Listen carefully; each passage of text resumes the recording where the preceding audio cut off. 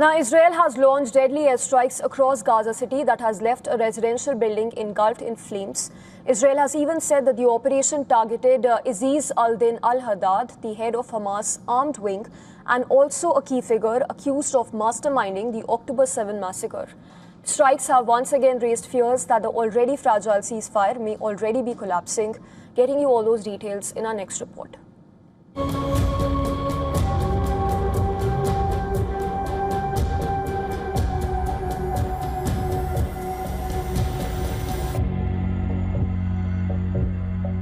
Officially, there's a fragile ceasefire in Gaza, but airstrikes continue on the ground.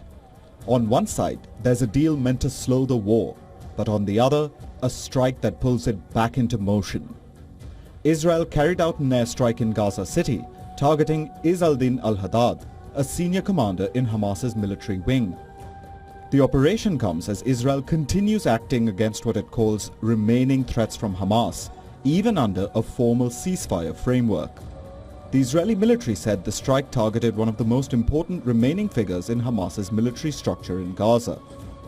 Officials described him as a key commander involved in strategic decision-making and operations against Israel.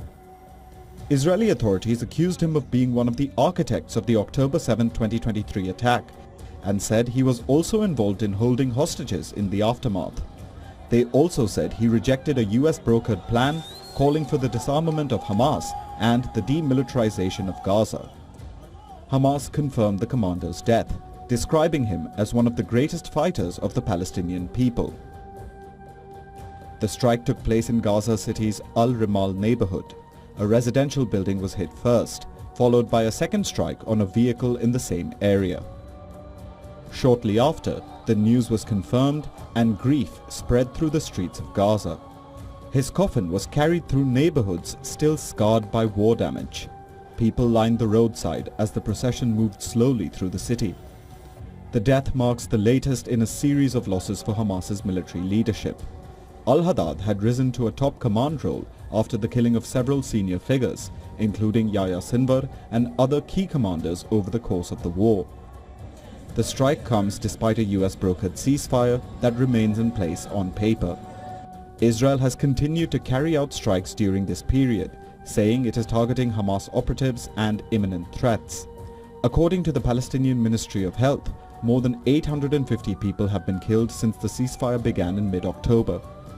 Officials involved in implementing the agreement say it has delivered only relative stability, not a full halt to violence. The larger concern now is that even under a declared ceasefire, the pattern of targeted strikes continues.